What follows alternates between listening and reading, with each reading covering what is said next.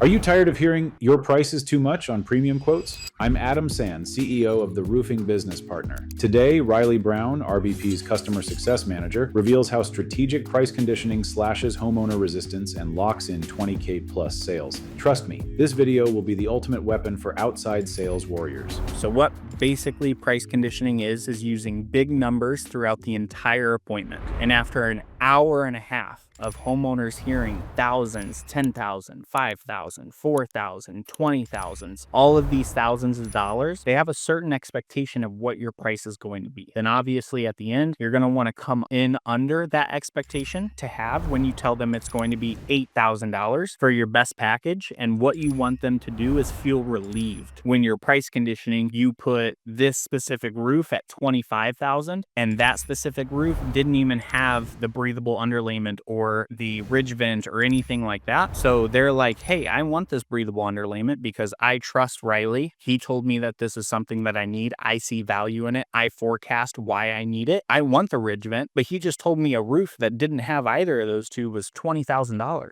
Oh my God, I wonder what Ryley's going to tell us his roof costs. This is kind of scary. And then you come in at $18,000, $19,000, $17,000, whatever the case may be. It's going to be an amazing experience if you do it the right way, because you're going to even like be able to see it on their face or in their body language or how they turn to like their wife or their husband and then give a smirk or give a look. That's the best position to be in. When you tell a homeowner a price, they're not worried about the price. They feel more excitement or they feel more emotions that aren't detrimental to your sales probability or anything like that. Now, again, if you get this reaction, it means that you're on the right track, but there's still work to be done. But in terms of price conditioning, how does this actually work? And how do you fit price conditioning into your roofing appointment? The easiest way to do that, which I personally did, is during your call to action. Whether it's rotted decking or popped nails or exposed fascia, every single thing needs to have a price point attached to it. And homeowners will instinctively add up those costs in their head, and you hit them with like the Mr. and Mrs. Jones, all of that on top of actually getting your roof replaced. Unknowing people, typically people that haven't gotten a roof done before, or maybe they have, but it was like 20 years ago, they probably think that roof should be about 10 to 15K. So if you can add another 10K worth of fixed damages, that now makes them think that at the end of the day, all of this is going to be 20, 25K. But then you're going to be able to come in at like 18 or 20 or 22K and offer financing and warranties and all these other things that's going to be able to build the value.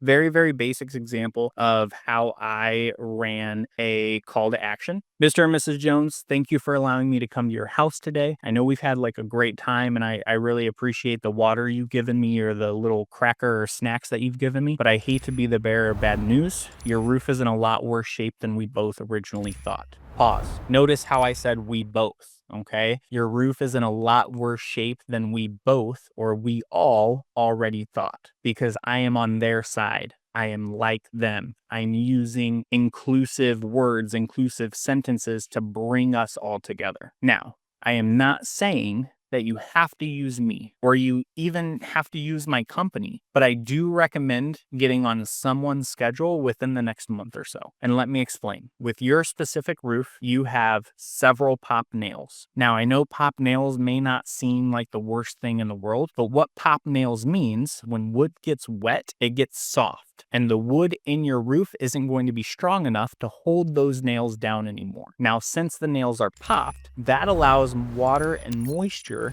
to start to infiltrate your decking, which has caused rotted wood in your attic. As of right now, you're going to need about 15 sheets of wood to be replaced. And truthfully, Mr. and Mrs. Jones, that's going to cost you an extra probably around $3,000 to $4,000 to get that replaced. And if nothing is done, what you'll need to do is get a full redeck with all new wood, which with your house and your 2,000 square foot roof can be upwards of like $8,000 to $10,000. Now, due to the sheets being rotted, it has actually put a lot of pressure and stress on your rafters. That's actually caused a crack in one of your rafters. Now, Mr. and Mrs. Jones, do you guys know what rafters are? Okay, you do? Okay. I just want to make sure we're able to communicate effectively. The rafters are the actual structure of your home, okay? They're the big beams in your attic that go up to the top of the roof. Now, when one rafter is already cracked, it's putting pressure on the surrounding rafters and putting them all at risk of cracking as well. Now, I am not saying that your house is going to fall on us right now or in any second or even within like the next week or two. Okay. But as of right now, you're going to have to sister that rafter, and it's an additional $2,000 per rafter. Okay. Do you know what sistering a rafter is? Okay. No worries. Do you have a rafter right here and it's actually cracked? My pinky is going to be the crack. What you do is cut a 2x4 in half. Okay. You put it on this side, screw it in, and then you put another piece of wood on the back side, screw it in, and that's going to be sistering a rafter. Now, obviously, that rafter isn't going to be as strong as what a stable, real full piece of wood is, but that's how we get through it. And it's going to be an additional $2,000 per rafter. If you wait and another rafter cracks, that's now $4,000. And eventually, if more than a quarter of your rafters crack, what you'll actually have to do is get a contractor and an architect out here to reconstruct the top of your house, which could easily be $10,000, $15,000. Now, I obviously don't want to scare you guys or anything like that, but I need you to understand the gravity of the situation that you are in. All of those added costs don't include the $20K roof that you have to actually replace on top of that. Now, Mr. and Mrs. Jones, do you see why the sooner we get this done, the more money you'll save? Do you understand why I recommend on getting someone scheduled within the next month or so? Great. Let me show you some pictures that I took. I explained all of the urgency. I did it in a way that they could understand. I did it slowly. I took pauses. Everything is slow and methodical. This is not something that you guys want to rush through. You guys want to make sure that every single person that you're talking to or every single person in that room, even 16-year-old children, like you need to make sure that they understand too, because at the end of the day, when you walk out and you're giving them some time to like discuss on if they want to buy or not, like everybody in that room that heard that is going to have an input. 15, 16, 20-year-olds, they may be like, Mom, that's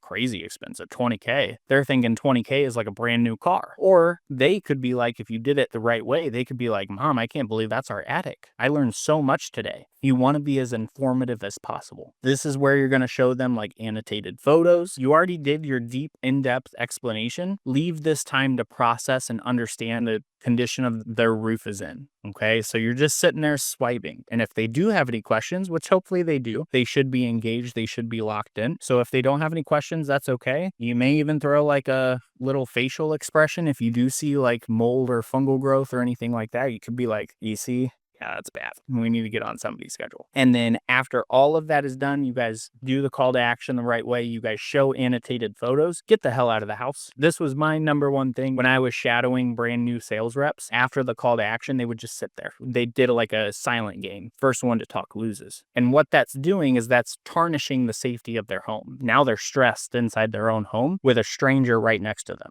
staring at them, just waiting for them to respond. And I'd be like, dude, get the hell out of the house. Because what that is doing is it takes you out of the situation. So now when you're outside of your house saying, hey, I actually missed a call from my wife or my kid or my grandma, like I got to make a quick call real quick. I'll be back in like 2 to 3 minutes. That gives them time to process without you staring at them in the face. Allow the husband and wife, son, daughter, have a quick conversation, give them a couple minutes, and then you come in and then you give a great demo bag presentation. And you start building them back up. An entire sales appointment should be a roller coaster. Okay. The warm up, you're starting off really good. You're getting to know them, the company story. You do your inspection, you do your call to action. You're bringing them back down. Once you come back from the call to action from being outside, then you're building value. You're doing the presentation. You're actually showing them different features and different functionalities of your roof and how they're going to solve their problems now and stop those problems from happening again. You talk about price, you price condition. It's going to be really, really low. You can price condition during the call to action. And then some other companies have like a price conditioning at the end before they lay off their price. So if you do another price conditioning, say, hey, this 2,000 square foot roof could be $25,000 for an average competitor. And then you bring them back up when you're at 18,000 or 17,000 or whatever the case. So after this moment of stepping outside of the house, you know that they are going to be on the same page with each other. And you need to ensure that they see you